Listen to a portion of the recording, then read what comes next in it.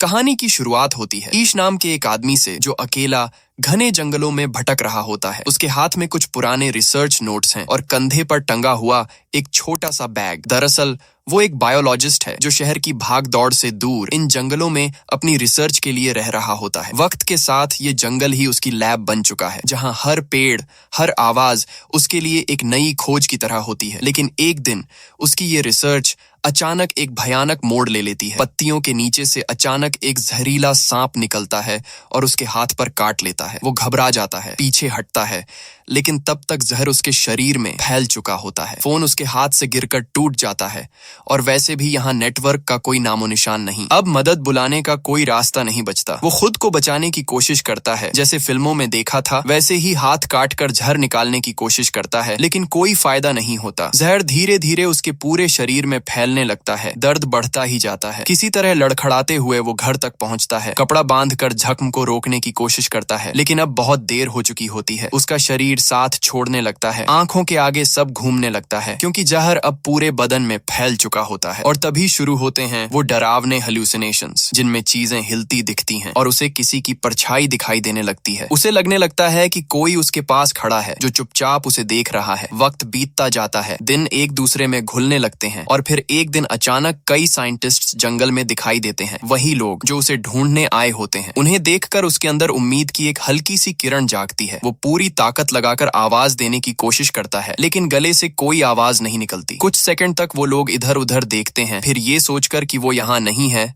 वापस चले जाते हैं। सीन बदलता है। कुछ दिन बाद का उसके हाथ में फैला जहर धीरे धीरे बाहर निकल चुका होता है और जो असर दिमाग तक गया था वो भी अब कम हो रहा होता है। हल्की हल्की हेल्यूसिनेशंस अभी भी बनी हुई हैं, लेकिन होश में आते ही वो शहर लौटने का फैसला करता है। अपनी पुरानी कार साफ करता है और जैसे ही हॉस्पिटल की ओर निकलता है उसे रास्ते में कुछ अजीब महसूस होता है। न कोई गाड़ी, न कोई इंसान, सिर्फ सन्नाटा। सब कुछ ऐसा लगता है जैसे वो किसी दूसरी दुनिया में आ गया हो। जब आखिरकार शहर पहुंचता है तो सामने जो नजारा होता है उसे देखकर उसका दिल दहल जाता है। हर बिल्डिंग खाली, सड़कें सूनी, कहीं कोई जिंदा इंसान नहीं। डर और हैरानी के बीच उसे सच्चाई का एहसास होता है। दरअसल शहर पर एक घातक पेंडेमिक ने हमला किया था, जिसने कुछ ही दिनों में पूरी आबादी को खत्म कर दिया। वो बच गया था क्योंकि वो जंगल में सबसे दूर रह रहा था। अब उसके आसपास न कोई इंसान था, न कोई आवाज, न सरकार, न नियम, बस खामोशी और एक सुनसान दुनिया जहां अब कुछ भी पहले जैसा नहीं था। अचानक उसके जहन में अपने पेरेंट्स की याद दौड़ पड़ी। वो बिना कुछ सोचे कार में बैठा और घर की तरफ निकल पड़ा। रास्ते का सन्नाटा, हवा की आवाज और सुनसान गलियां उसके दिल की धड़कन और तेज कर देती हैं। जैसे ही घर पहुंचता है, सामने जो नजारा होता है वो किसी बुरे सपने से कम नहीं था। उसके पेरेंट्स कई दिनों से मरे पड़े थे। उनके शरीर सड़ चुके थे, चेहरे पहचान में नहीं आ रहे थे। ये देखकर उसका दिल टूट जाता है, लेकिन वो खुद को संभालता है। डर के बीच भी हिम्मत जुटाकर घर के बाहर खुद कब्र खोदता है और उन्हें दफना देता है। इसके बाद वो पूरे शहर का चक्कर लगाता है, लेकिन हर जगह वही सन्नाटा। सड़कों पर रुकी हुई गाड़ियां, बंद मार्केट्स, वीरान बिल्डिंग्स और हवा में घुली मौत की गंध। उसे समझ आता है कि अब यहाँ कोई नहीं बचा। वो फैसला करता है कि अब उसे अगले बड़े शहर लास वेगास जाना होगा। जरूरी सामान, कुछ खाने पीने की चीजें और एक गन लेकर वो निकल पड़ता है। रास्ते में जो ब्रिज वेगास जाता था वो पूरी तरह सील था। गुस्से और बेबसी में उसे लंबा चक्कर लगाना पड़ता है। कई घंटों की ड्राइव के बाद जब वो आखिरकार लास वेगास पहुंचता है तो वहां का नजारा और भी डरावना था। हर जगह सन्नाटा, मॉल्स, होटल्स, कसिनोस सब खाली पड़े थे। कोई हंसी नहीं, कोई रोशनी नहीं, बस एक मरा हुआ शहर। थकान से चूर होकर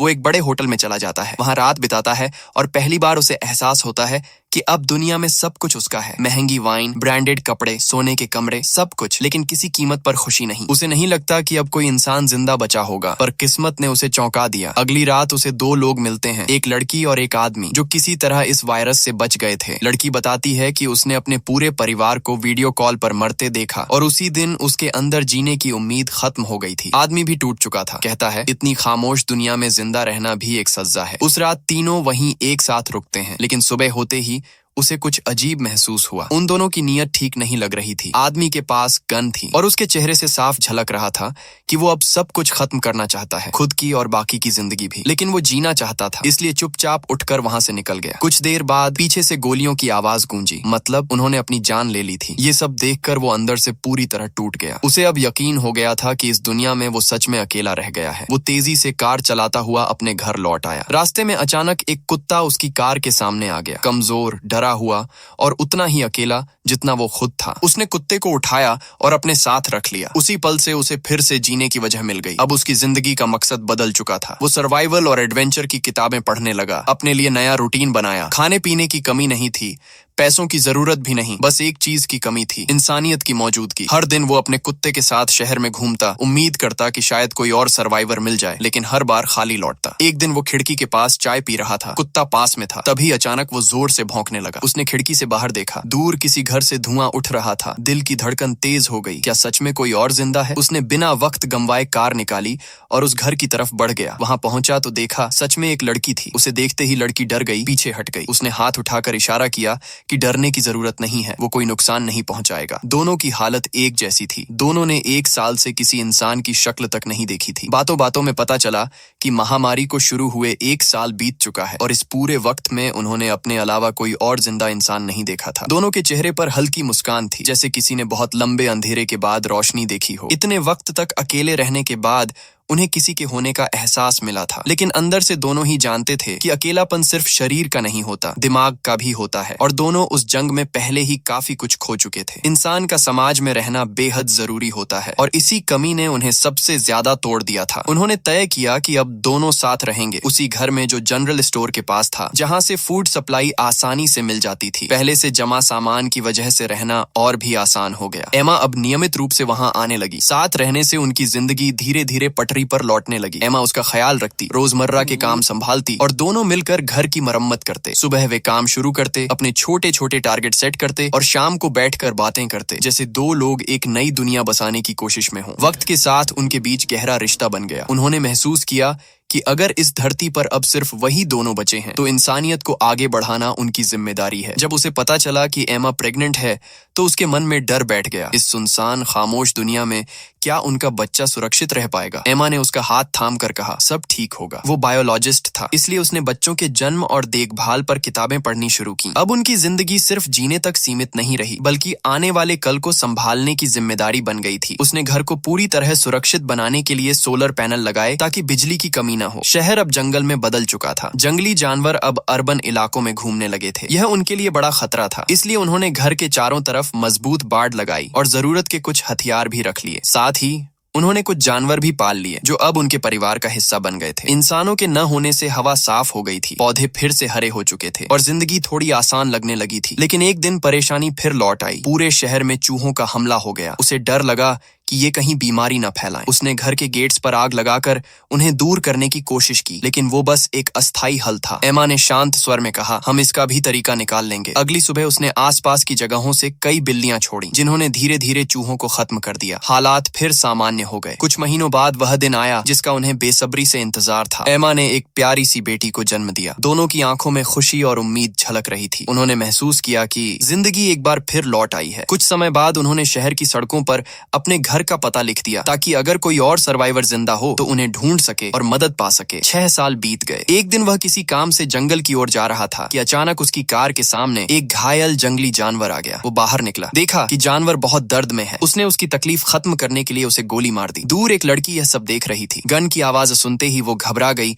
और जंगल की तरफ भागी। उसने उसे भागते हुए देखा और तुरंत उसके पीछे दौड़ा ताकि वो सुरक्षित रहे और कहीं खतरे में न फंस जाए। लड़की को लगा कि वो उसे नुकसान पहुंचाएगा, लेकिन उसका इरादा सिर्फ उसकी मदद करने का था। ईश अब भी अकेले बचे सर्वाइवर्स की तलाश में था। उसने भूखी लड़की को एक एप्पल दिया और धीरे धीरे लड़की को समझ में आया कि ईश बुरा इंसान नहीं है। वह कार में उसके सामने बैठने से बची और पीछे बैठ गई। घर लौटने पर उसने देखा कि इतने सालों में ईश और एमा के 2 बच्चे हो चुके थे और तीसरा बच्चा अब आने वाला था। ईश और एमा ने पूरे टाउन में अपना एड्रेस लिख रखा था और उसी वजह से 2 और सर्वाइवर्स, जॉर्ज और मरीना, उनके पास आ गए। अब ये दोनों 1 साल से उनके साथ रह रहे थे क्योंकि यहाँ किसी चीज की कमी नहीं थी। ईश ने जंगल से उस लड़की को भी ले आया, लेकिन वह पूरी रात गाड़ी में ही रही। सुबह मरीना जब उसे खाना देने आई तो लड़की डरकर खाना फेंक देती है। मरीना ने धीरे धीरे उसे भरोसा दिलाया और अपनी कहानी सुनाई। उसने बताया कि वह और जॉर्ज कई महीनों से इस सुनसान दुनिया में भटक रहे थे और फिर उन्हें ईश और एमा का एड्रेस मिला, जिसके बाद वे उनके साथ रहने लगे। लड़की ने माना कि ये दोनों बहुत अच्छे लोग हैं और यहाँ किसी चीज की कमी नहीं। धीरे धीरे वह शांत हुई और अब ईश, एमा, जॉर्ज और मरीना के साथ मिलने जुलने लगी। लेकिन अजीब बात यह थी कि वह लड़की अब तक ज्यादा कुछ नहीं बोलती थी और उसने अपना नाम भी किसी को नहीं बताया था। एक दिन मरीना ने उसका सामान देखा और उसमें कुछ अजीब गरीब ड्राइंग्स पाई। साथ ही उसे एक लेटर भी मिला जिसमें उस बच्चे का नाम लिखा था। लेटर में बताया गया कि पेंडेमिक के दौरान उसके पिता ने उसका अत्याचार किया, इसलिए अब वह हर इंसान के सामने खुद को बचाने के लिए सतर्क रहती है। यह लेटर उसकी माँ ने लिखा था, जिसमें कहा गया था कि जब वह मर जाए तो जो भी उसे पाए उसका ख्याल रखे। यह सब पढ़कर ईश और बाकी सभी ने लड़की का और भी ख्याल रखना शुरू किया। उसी रात एमा ने अपना तीसरा बच्चा जन्म दिया, जिससे सभी बेहद खुश हुए। एक साल ऐसे ही गुजर गया। फिर एक दिन उन्हें खबर मिली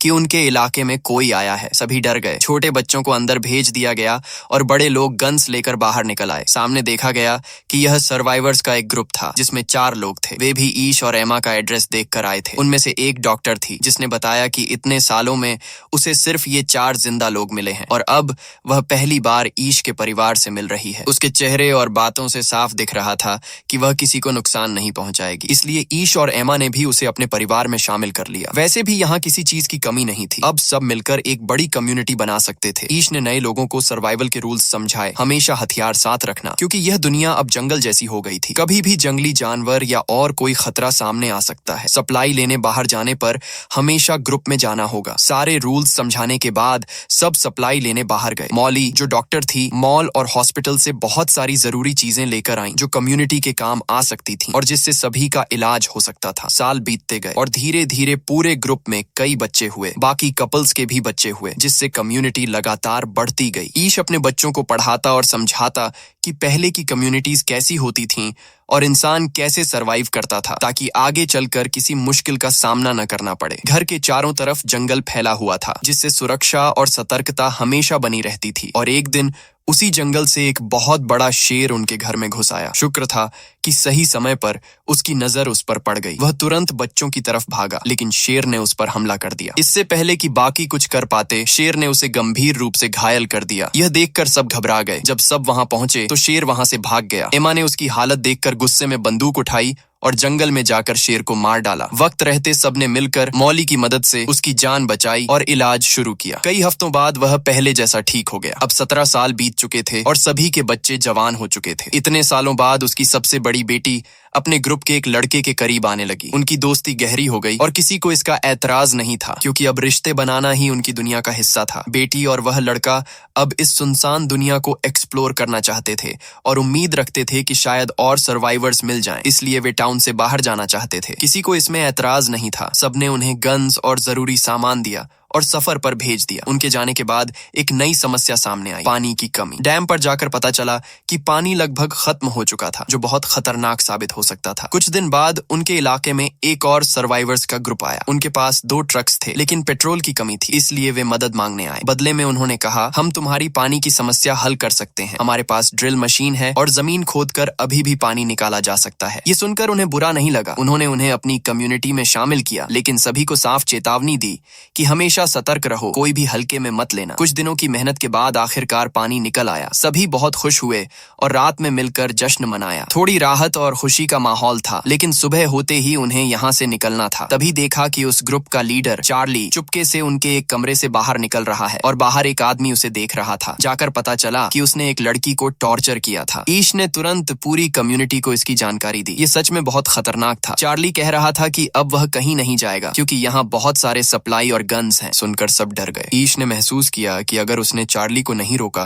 तो यह पूरी कम्युनिटी को खत्म कर देगा। सबने मिलकर प्लान बनाया और बाहर जाकर चार्ली को चारों तरफ से घेर लिया। चार्ली कुछ बोल पाता उससे पहले ईश ने हथौड़े से उसे मार दिया और दफना दिया। इसके बाद उसे बहुत बुरा लगा, क्योंकि यह पहली बार था जब उसने अपनी सर्वाइवल के लिए किसी को मारा था। वह जानता था कि यह गलत नहीं था, यह सिर्फ अपनी कम्युनिटी को बचाने के लिए किया गया था। सुबह सबको बताया कि चार्ली को मार दिया गया, क्योंकि उसने उनकी कम्युनिटी की एक लड़की को टॉर्चर किया था। चार्ली की मौत से पूरा ग्रुप दुखी नहीं हुआ, बल्कि कुछ ने कहा कि वह लीडर बनकर गलत फायदा उठा रहा था और लड़कियों को टॉर्चर करता था। इसलिए चार्ली की मौत से सब खुश थे सिवाय उसके दोस्त के, जिसने गुस्से में विरोध किया। ईश ने पूरे ग्रुप से कहा, हम किसी से दुश्मनी नहीं रखते, तुम सब यहाँ शांति से रह सकते हो। लेकिन उस लड़के में ईश को चार्ली जैसी खतरनाक प्रवृत्ति दिखी, इसलिए वह कम्युनिटी के लिए खतरा बन सकता था। बाकियों की राय भी यही थी। फिर उसे कम्युनिटी से बाहर कर दिया गया। शुरू में वह भाग गया, लेकिन बाद में समझा कि अकेले वह सरवाइव नहीं कर पाएगा, इसलिए वह वापस आया, लेकिन सुरक्षा के लिए उसे फिर से स्वीकार नहीं किया गया। इसी बीच कम्युनिटी के बच्चे पुराने रिसर्च की मदद से एक प्लेन बनाने की कोशिश कर रहे थे और उन्हें यकीन था कि कुछ ही दिनों में वह तैयार हो जाएगा। लेकिन इससे पहले ही एक बड़ा संकट आया। वही वायरस फिर फैल गया जो 20 साल पहले फैला था। मॉली के पास दवाइयां थीं, उसने जितना संभव था इलाज किया, लेकिन ईश का बेटा गंभीर रूप से बीमार पड़ गया। उसकी हालत इतनी खराब थी कि पूरे समुदाय में डर और उदासी फैल गई। इसी बीच ईश की बड़ी बेटी अकेले घर लौट आई, रोते हुए। सबने उससे उसके पार्टनर के बारे में पूछा। उसने बताया कि जब वे सफर पर निकले तो कई शहरों में घूमे, सर्वाइवर्स ढूंढे और हर घर देखा, लेकिन कहीं कोई जिंदा इंसान नहीं मिला। हर जगह उन्होंने अपना घर का एड्रेस छोड़ा, इस उम्मीद में कि कोई उन्हें ढूंढ ले। फिर वे एक जगह पहुंचे जहां उन्हें जंगल में वही आदमी मिला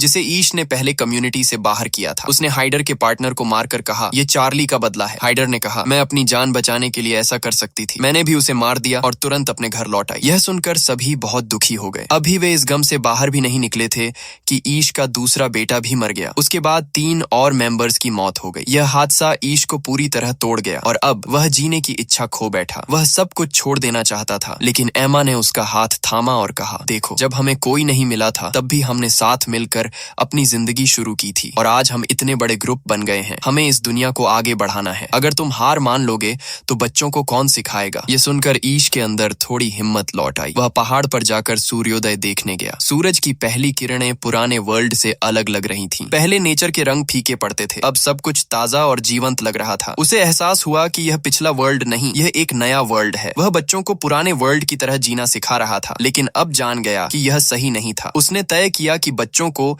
इस नए वर्ल्ड में जीना और सरवाइव करना सिखाना है। घर लौटकर उसने कहा, हम अब तक गलत दिशा में चल रहे थे। हम पुरानी दुनिया की तरह जीने की कोशिश कर रहे थे, लेकिन पुरानी दुनिया अब नहीं है। अब हमें नई दुनिया के हिसाब से चलना होगा। जो जरूरी है वही सीखोगे। चूंकि नई दुनिया में कम्युनिकेशन टूट चुकी थी, उन्होंने खुद का रेडियो नेटवर्क बनाया। ईश रोज नए सोशल इवेंट्स रखता ताकि बच्चों को समझ आए कि इंसान साथ रहकर कैसे सरवाइव करता है। अब वह सिर्फ अपने घर तक ही नहीं, बल्कि कम्युनिटी और शहर की मरम्मत में भी जुट गया। पुराने होटल्स और आसपास के शहरों को ठीक किया गया। कहानी के अंत में दिखाया गया कि ईश अपने पोते के साथ बैठा है और उसे पूरी कहानी सुना रहा है। वह कहता है, यह दुनिया अब हमारी जनरेशन की है, इसे आगे बढ़ाना तुम्हारा काम है। यही कहते हुए कहानी खत्म होती है। अगर आपको यह कहानी पसंद आई हो तो वीडियो को लाइक जरूर करें, और ऐसे ही और इंटरेस्टिंग कहानी और एक्सप्लेनेशन देखने के लिए हमारे चैनल को सब्सक्राइब करें।